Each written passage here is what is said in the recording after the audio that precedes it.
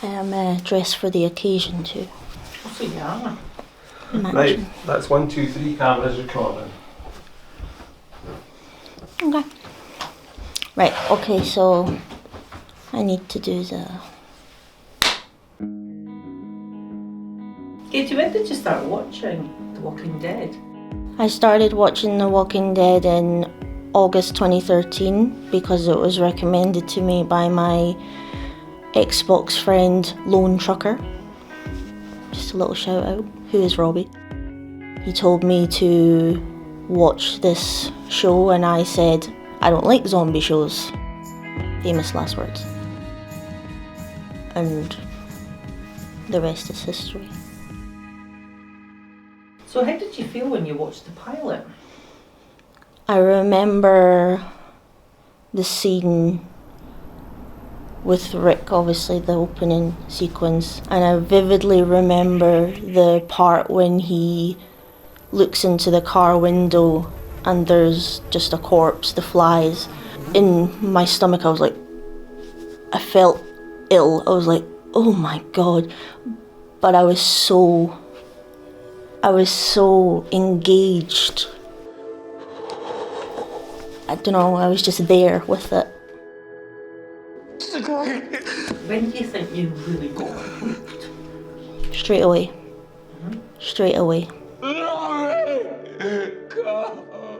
Now I know this was a time that you weren't actually at school because you weren't very well. Who else did you watch The Walking Dead with? My granny. 88-year-old lady watching The Walking Dead. She knew how important it was to me and it was an escape. I could escape for that hour and I actually felt something when there was nothing going on. There was nothing going on inside me, but The Walking Dead actually gave me a reason to wake up because there was an episode coming on Sunday. So your passion for the show drove you to go to different conventions. What was the most memorable event from a convention? It was Atlanta 2017 and it was when I met Andrew Lincoln. Did you get an autograph or what exactly happened? Yeah, so I had an autograph and a photo op booked. I got the photo op first and that was great. You know, I actually got 2 because my mum said she's really shy and he said, oh, come here, don't be shy. And, you know, I hugged him for the photo op and he just didn't let go of me and I was thinking, why are you not letting go? And he said, no, I want another one, take another one. I hugged him tighter for the second one. And yeah, that made the convention, that was the favourite moment of the convention until the 3 o'clock autograph slot. So. And what happened then? Me and my mum, we were behind the curtain with the accessibility. Andy just walked in and started signing things for people, just chatting to them.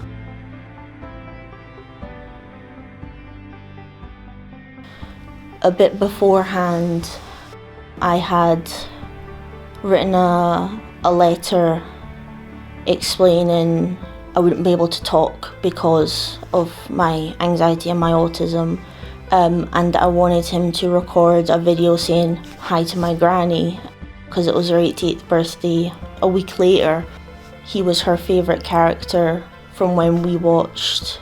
I got my autograph and my mum asked him if he could do this video, but it was a bit rushed and he probably misheard and he said, no, get her on the phone, get her on the phone.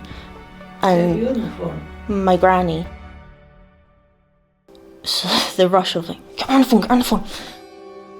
At one point people were saying, you know, you've got to go.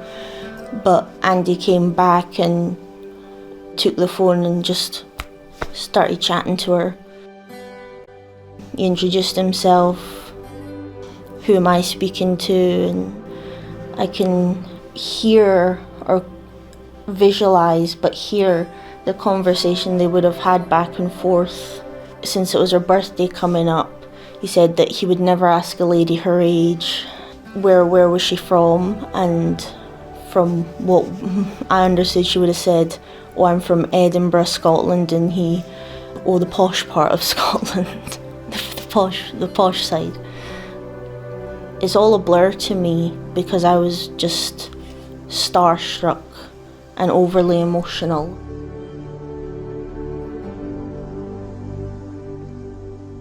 There was one part of the phone call that will forever be ingrained in my mind.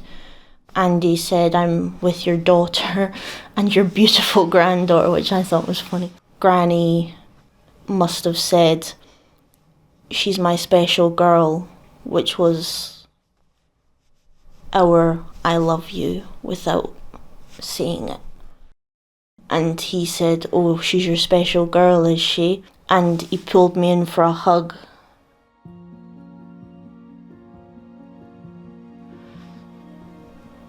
That's just... What would you like to say to Andrew for that?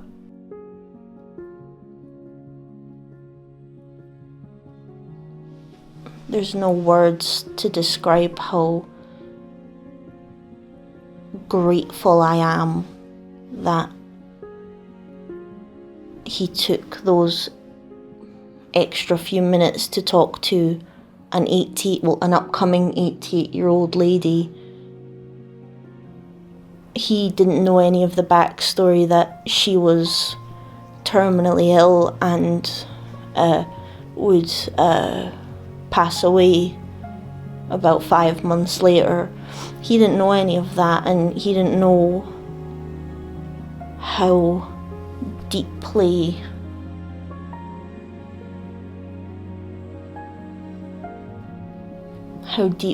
it would stay with me that my favourite actor from my favourite TV show, the TV show that kept me going when I had nothing to keep going for, was talking to my favourite person in the world, the only person who made me feel safe,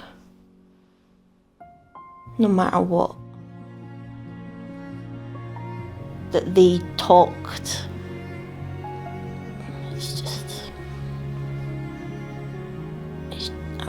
I will never be able to tell him how grateful I am for that. Never. There's no words.